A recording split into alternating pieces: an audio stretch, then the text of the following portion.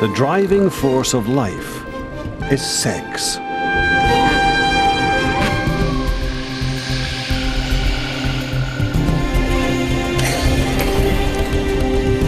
Every animal on Earth has descended from a 4 billion year dynasty of successful breeders.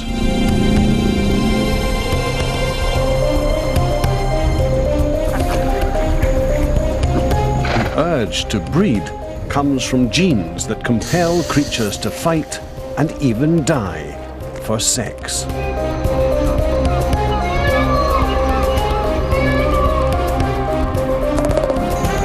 The evolution of sex has been the driving force behind the history of life. It's a battleground where only the sexiest will triumph.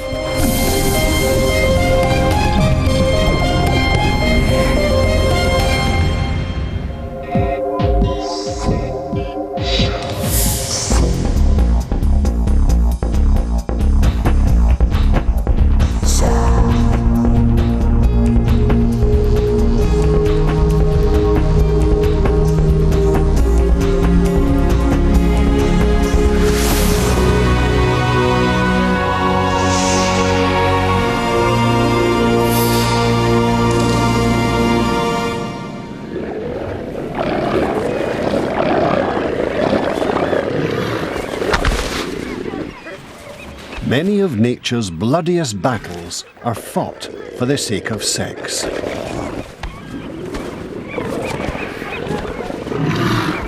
The reason for this passion is obvious, but why do so many creatures suffer so much for sex? The benefit is not the act itself, but continuing the family line. Sex is life's gateway to the future, a way for genes to pass from one generation to the next. And these genes drive both males and females to behave in extraordinary ways. This quest for immortality can be life's ultimate challenge.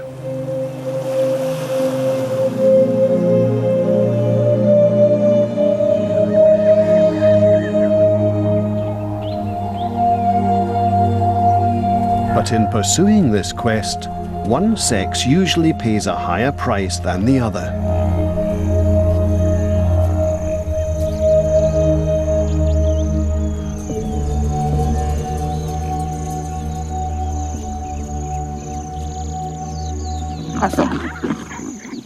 Often females are burdened with bringing up the babies, while for the males, the only chore seems to be the act of sex itself.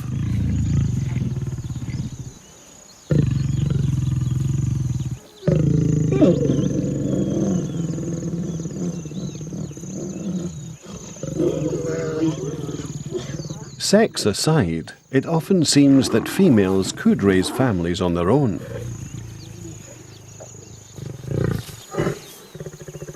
It's often the females that do the work and take the greatest risks.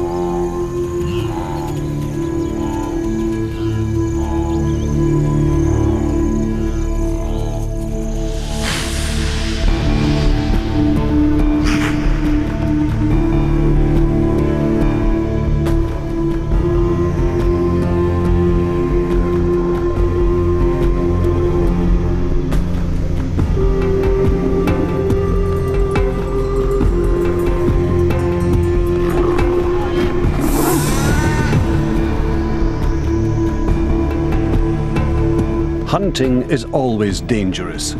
Even when caught, prey can still injure the hunters.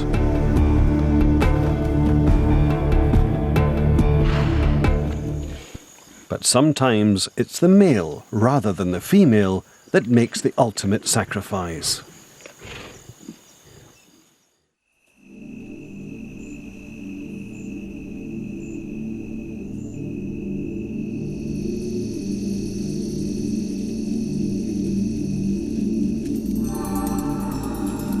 This male redback spider has found a female's lair. But will she see him as a potential suitor or her next meal? His footsteps vibrate the web in a particular way that he hopes will identify him. She gets the right message and stays still. Tentatively, he maneuvers into place. One false move, and he'll be dead.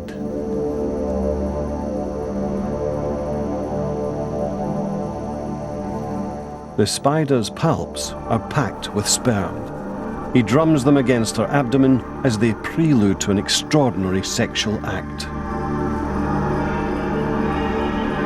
He plunges the palp into the female and begins to transfer sperm. But then he makes a bizarre move. He flips his body over into the female's jaws. He forfeits his own life, all for the sake of sex.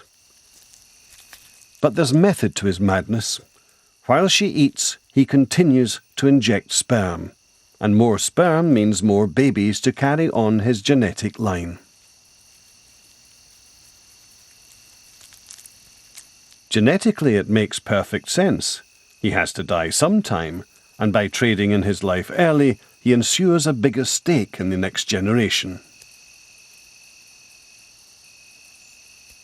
Amazingly, suicidal strategies such as this are not uncommon.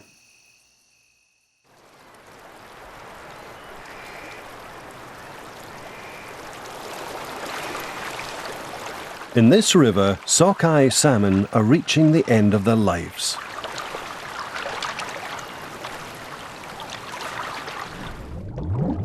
Over the past few weeks, they have swum 1,600 kilometers upstream from the ocean, instinctively driven in search of sex.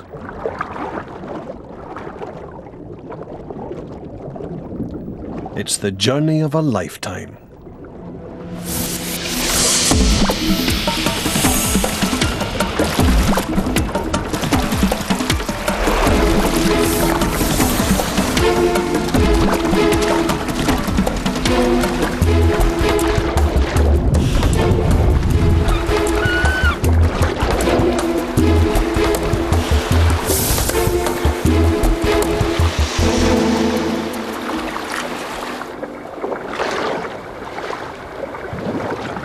Finally, they reach the very gravel bed where they themselves first hatched.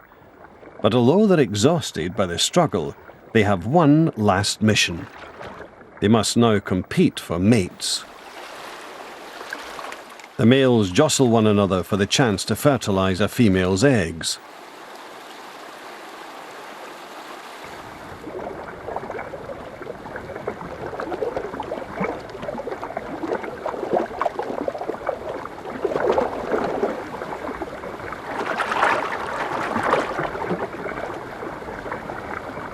The stakes are high.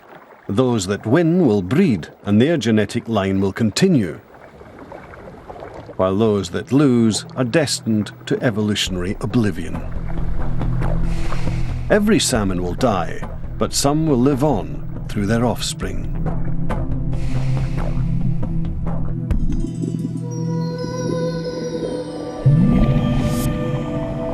Within each egg lie the blueprints of life. Genes inherited from both parents. Instructed by those genes, a shapeless egg turns into a baby salmon. A salmon with the genetic pedigree to breed successfully.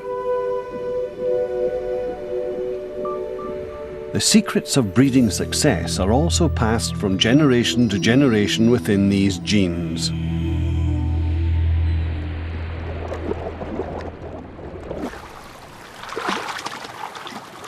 But But there are easier ways to pass on genes, ways that don't require the sacrifices of sex.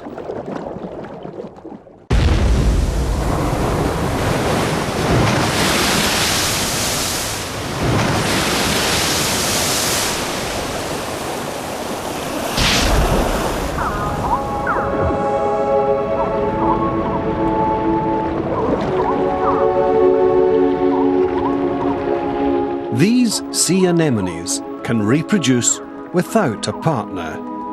They don't need sex. The anemones simply split themselves down the middle to create two identical animals, clones.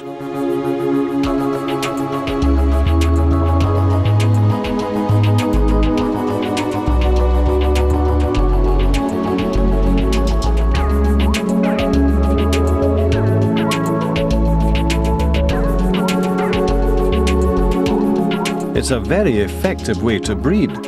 There's no need to expend time searching for a mate, and the process itself is quick.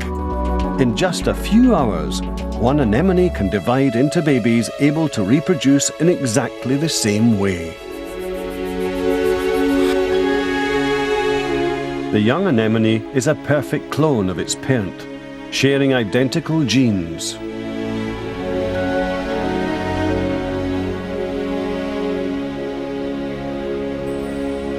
And cloning as a means of rapid reproduction is a method also used by more complex animals.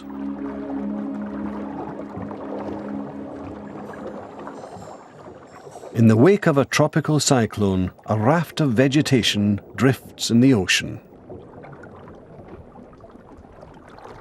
On board is a small passenger, a female gecko.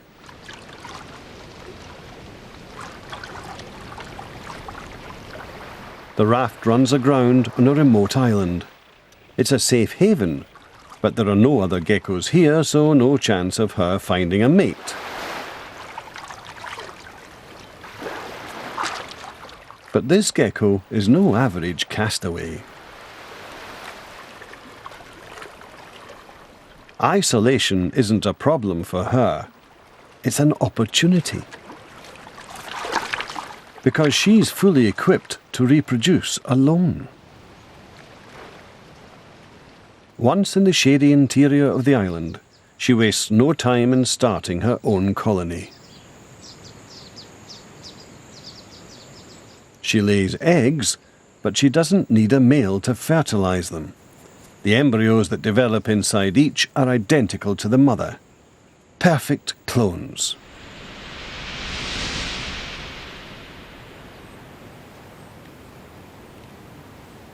Several weeks later, the baby geckos hatch. They're all female and can also lay eggs without needing to mate. Soon the island will be crawling with geckos, all descended from a single mother. In this species, there are no males.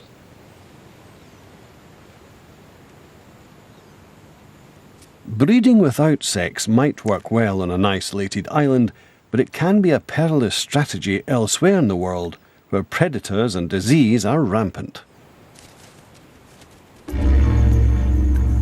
In the Australian outback, cloned geckos have a much tougher time. They must be constantly on the lookout for danger. The goanna is one of the predators to avoid.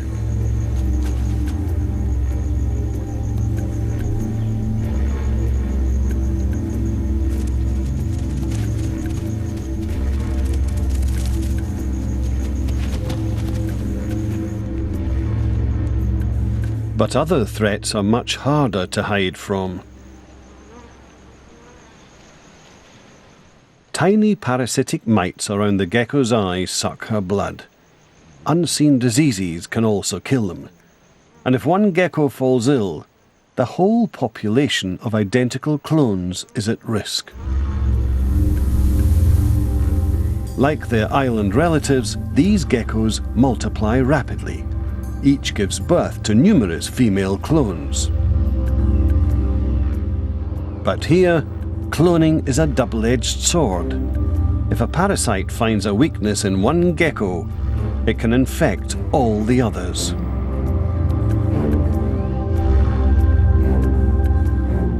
The population can crash even faster than it grew.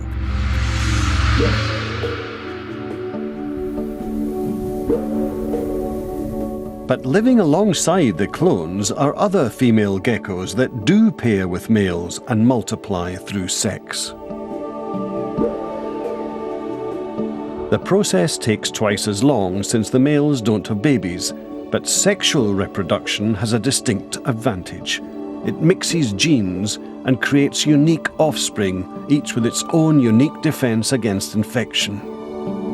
Parasites have a tough time spreading through this population. By shuffling their genes during sex, these geckos are better equipped to survive. This key advantage helps explain why sex is so widespread.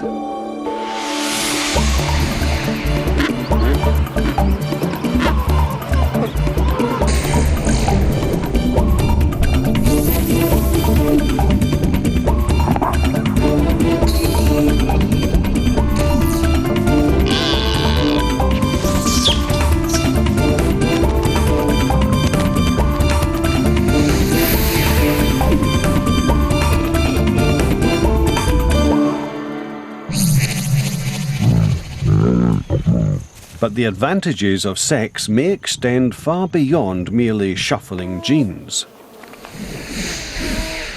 Sex revitalizes the genes themselves.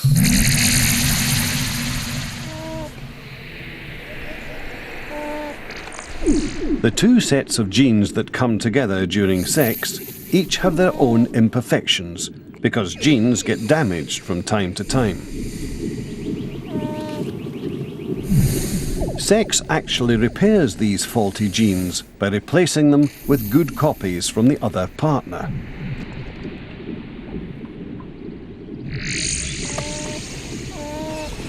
With sex constantly rejuvenating genes, each generation becomes stronger than the last.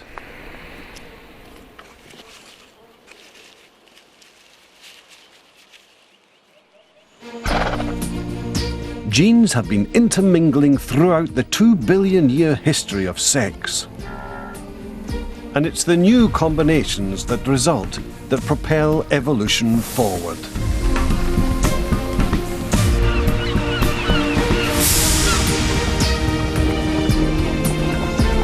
The amazing diversity of creatures on our planet today is a direct result of sexual evolution.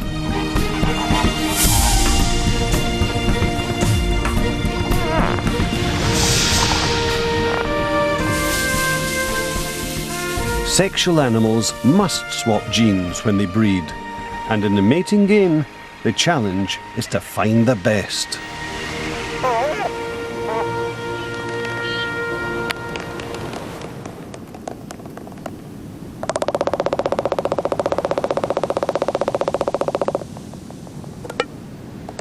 This is how albatrosses do it. After spending months apart, alone at sea, the birds are now compelled by their sexual urge to spend hour after hour in this ceremonial dance.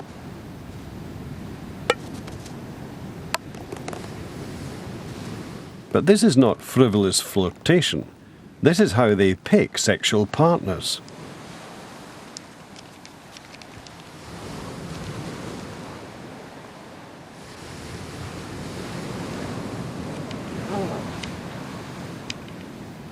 The female already carries a single large egg.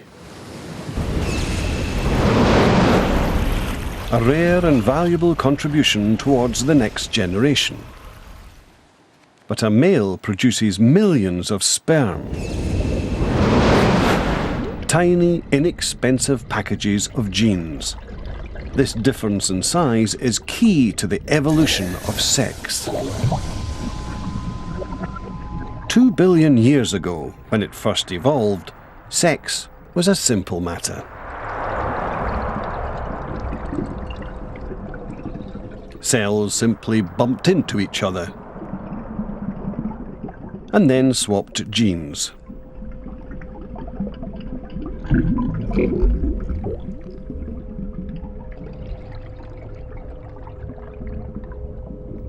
But for an average cell living in a big ocean, this wasn't always easy.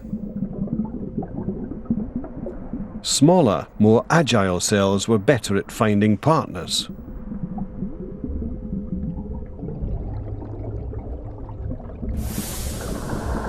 And larger, fatter cells, well stocked with energy, were more easily found.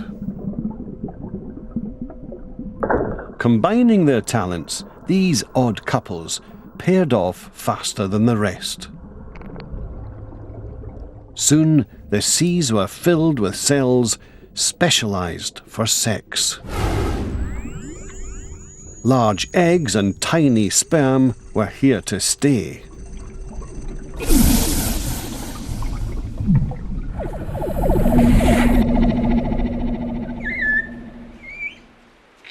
Today, the difference in size between eggs and sperm can reach amazing extremes. From the outside, the female kiwi looks almost identical to her male partner. But inside is a truly enormous egg. She'll only produce a few in her lifetime.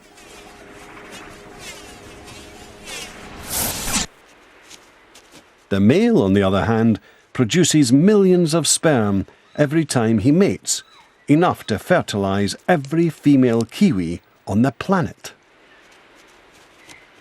Quantity versus quality. Male versus female.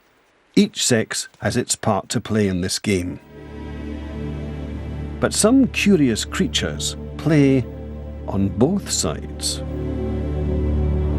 Some of the animals here in Australia's Great Barrier Reef are hermaphrodites, both male and female. These flatworms produce both eggs and sperm, but they don't fertilize themselves. They need new genes to mix with their own, so they search for partners just like any other creature.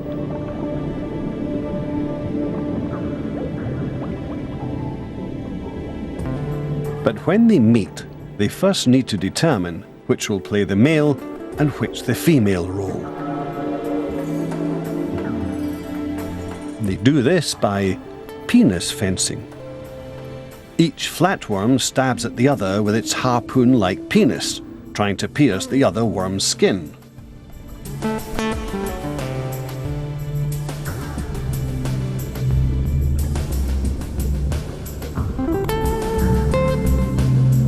The rules of this battle are simple. The first worm to successfully stab the other wins and gets to play the male.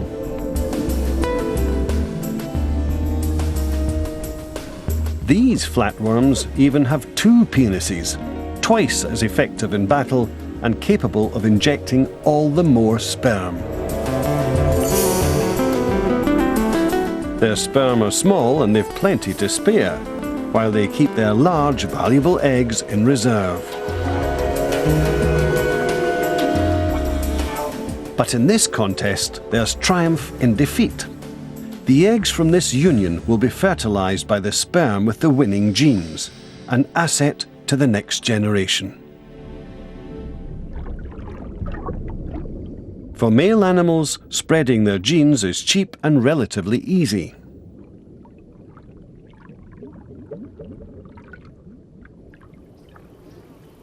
The hard part for some is finding females in the first place, like when they live in the vast, tangled swamps of Venezuela.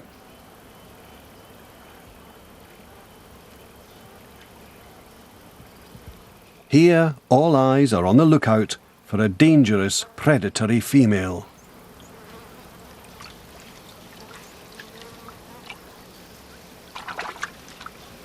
She's an anaconda, the largest hunter in the swamp. She can eat a caiman or a capybara with ease. She's 5.5 meters long and weighs almost 100 kilograms.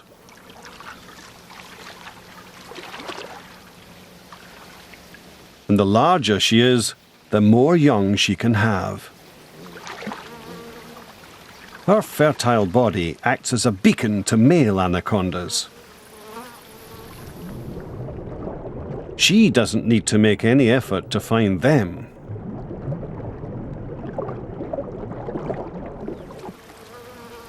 Male anacondas are tiny in comparison, at a quarter of her weight. But he's sleek and agile, and up to the all-important challenge of locating the female.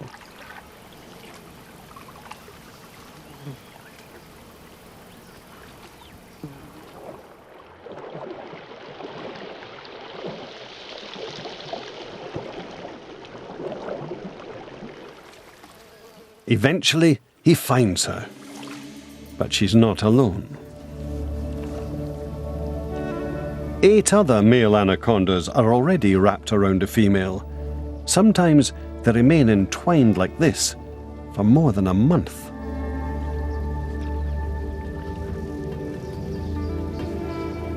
Each male has a pair of mating spurs he uses to stimulate the female and persuade her to mate.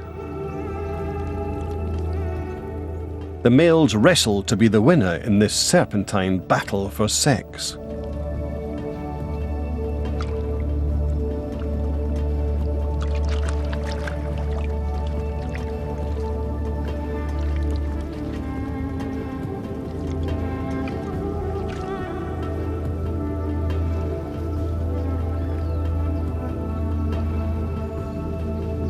The big female seems passive, but her job is simply to attract the males.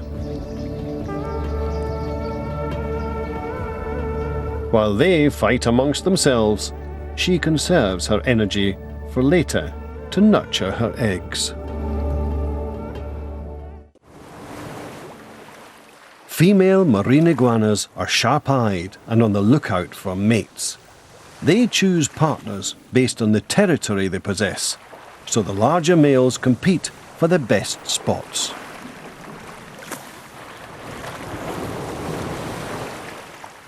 Until clear winners have emerged, eating rather than mating is the female's priority.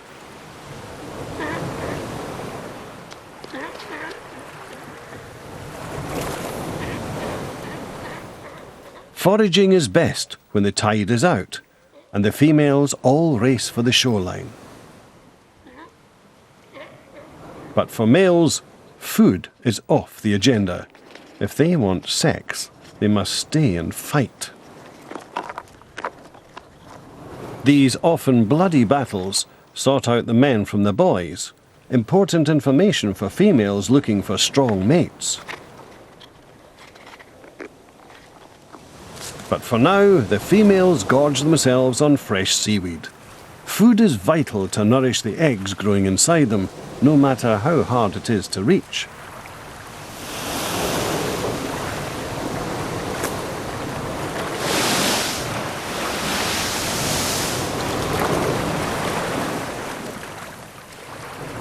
The battles between males continue through the heat of the day.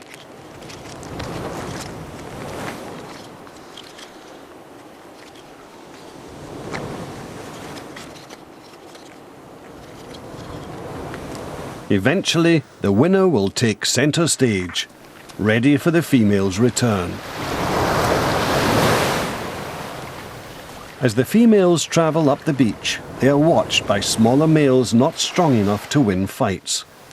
Their tactic is to jump on passing females.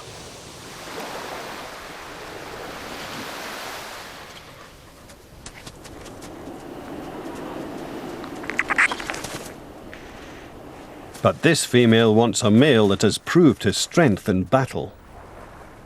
She continues on towards the rocks.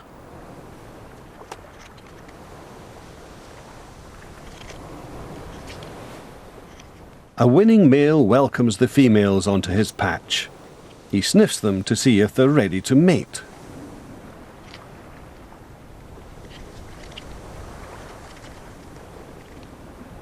But even this is no guarantee of sex. The males still have to wait until the females accept them.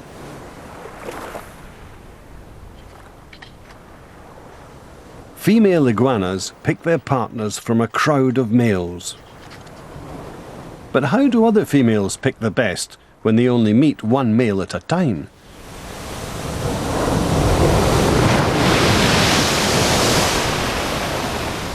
A surprising answer has been found in the woods of Ohio.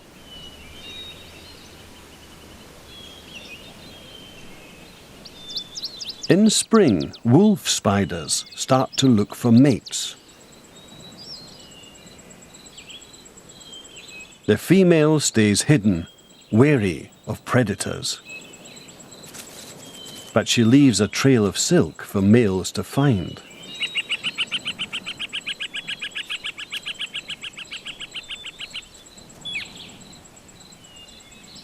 When one locates it, he detects the presence of a potential mate.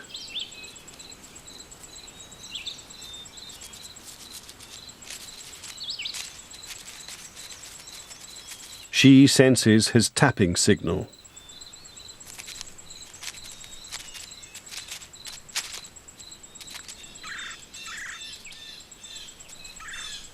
Then sees his waving legs.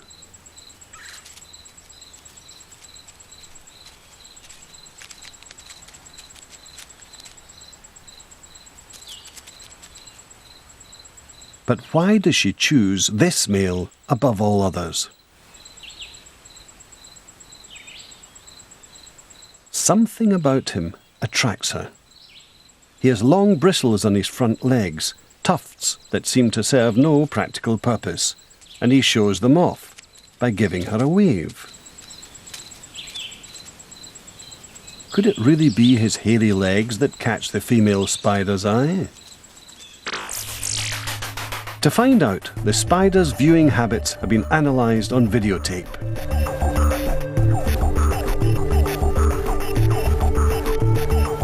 A mini TV screen plays life-size images of courting males to a female. But this male has no hair tufts on his legs, and the female is unimpressed. But when she sees a male with normal leg tufts, she's interested. And if he has huge leg tufts, she gets very excited.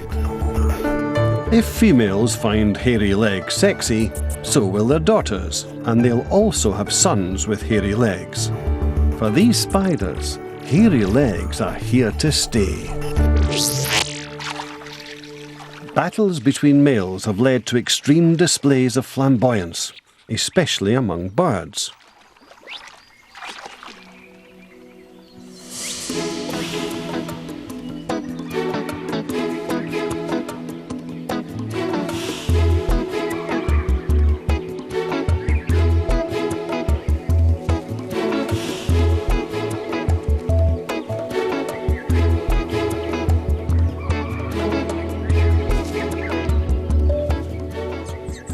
And throughout the bird world, females carefully choose the best males they can find. But for some females, the search continues even after they've found a mate.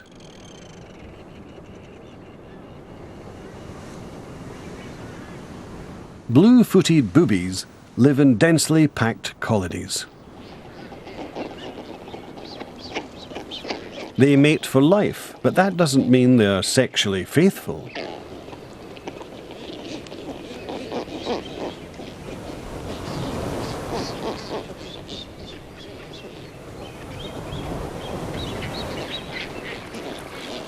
Each female has a regular partner she can depend on to feed her chicks.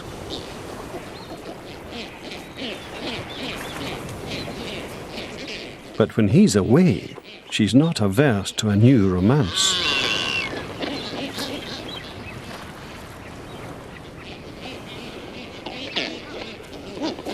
When a female is home alone, other males are more than happy to keep her company.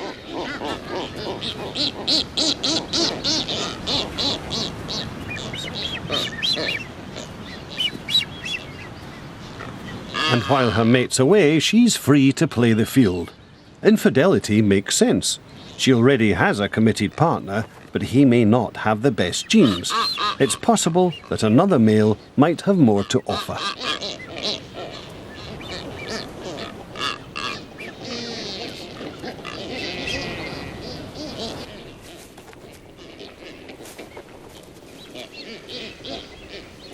Their brief courtship leads to an inevitable end.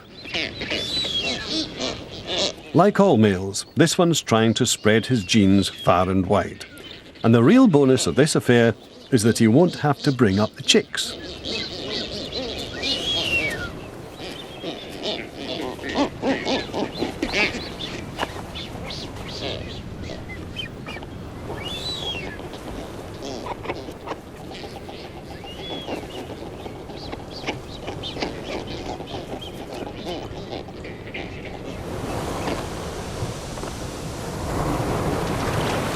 Meanwhile, her regular partner goes on fishing in blissful ignorance.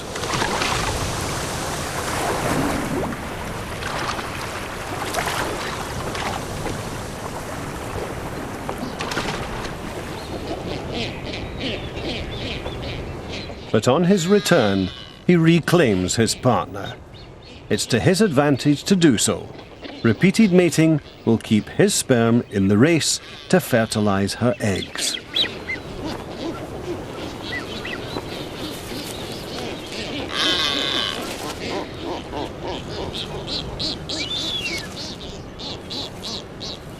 Competition amongst males often breeds dirty tricks.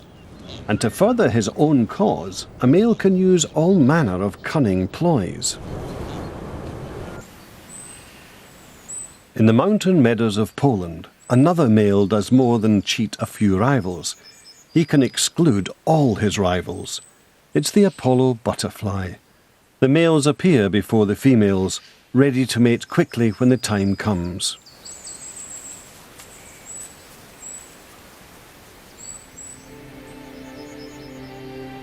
Down below, a female is about to emerge from this pupa.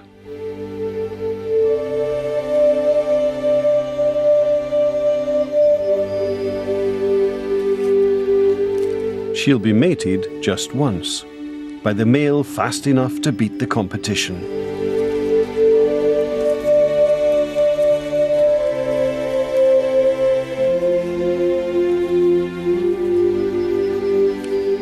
As soon as she emerges, something, probably her scent, alerts males to her presence, and the race to find her is on.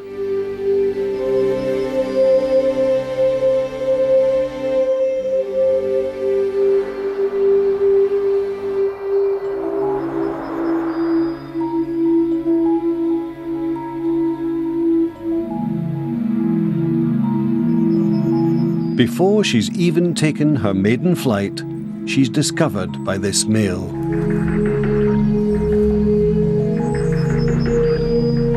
But how can he make sure that he's the only mate she will ever have?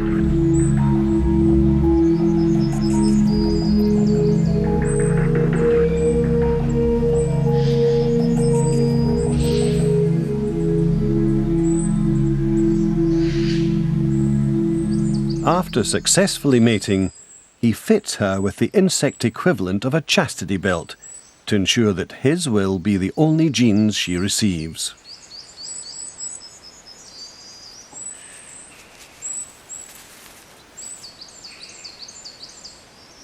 And then he leaves, victorious. No other male can mate with this female because he has sealed off all access with an impenetrable spiked plug that is now set hard. The female had little choice in this mating game, but sometimes females have a surprising amount of influence.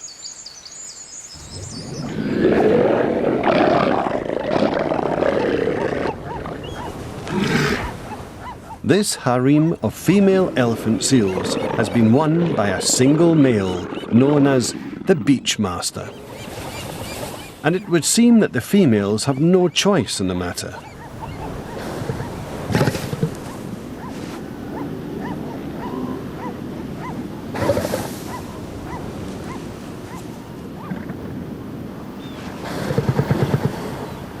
But the female's discriminating tastes will soon be revealed when a visitor approaches the harem.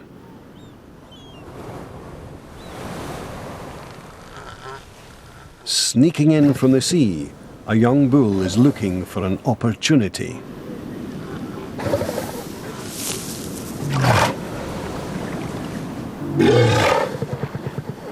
He's intent on seduction.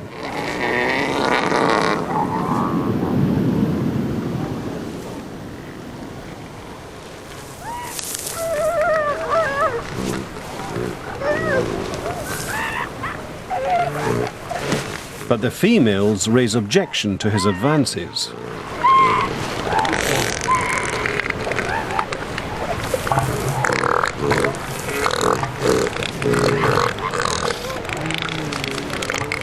The commotion wakes the beachmaster, who chases off the upstart bachelor.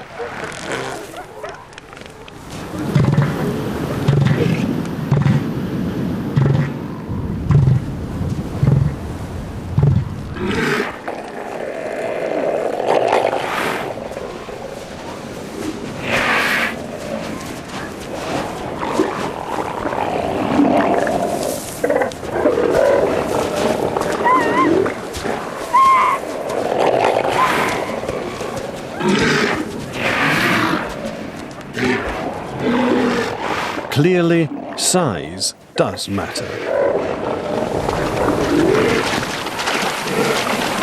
But it was the female's protests that led to his eviction.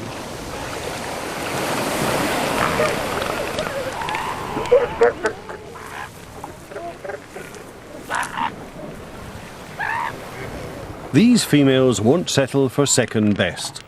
The harem master is dominant, but only because he gets a helping hand from his harem of willing concubines.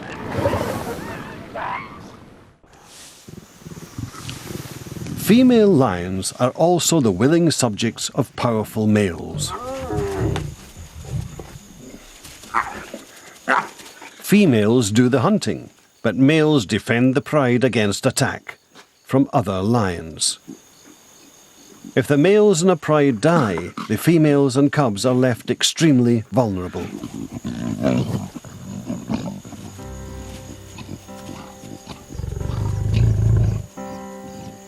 There are always rogue males on the prowl, ready to take control.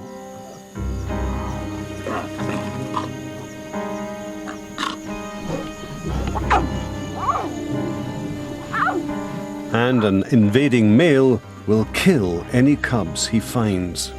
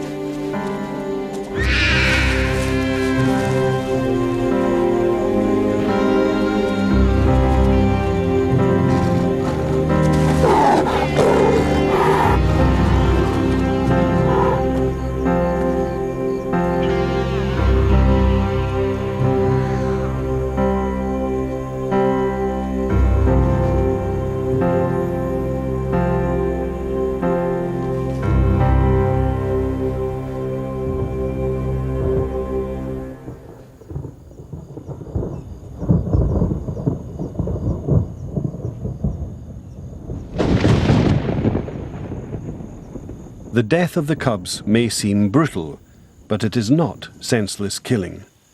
The new male does it to make sure he won't be wasting his time protecting cubs that aren't his own.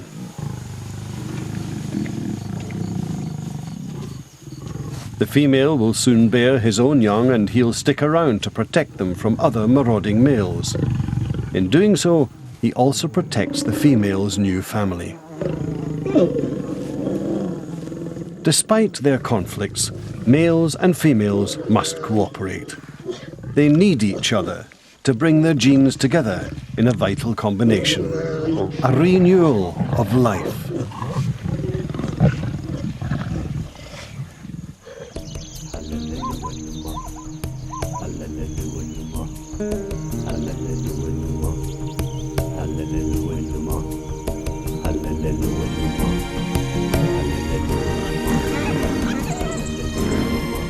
All around us live the descendants of a 4 billion year battle for survival.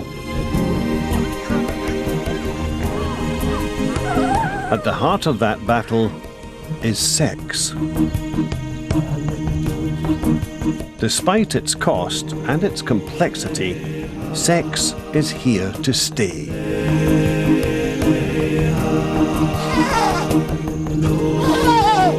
New life is born every minute, equipped with the right combination of genes from both parents, ready to survive in an ever-changing world.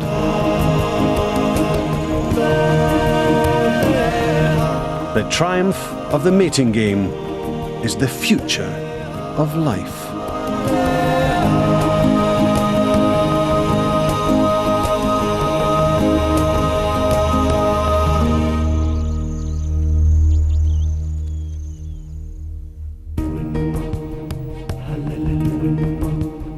Hallelujah.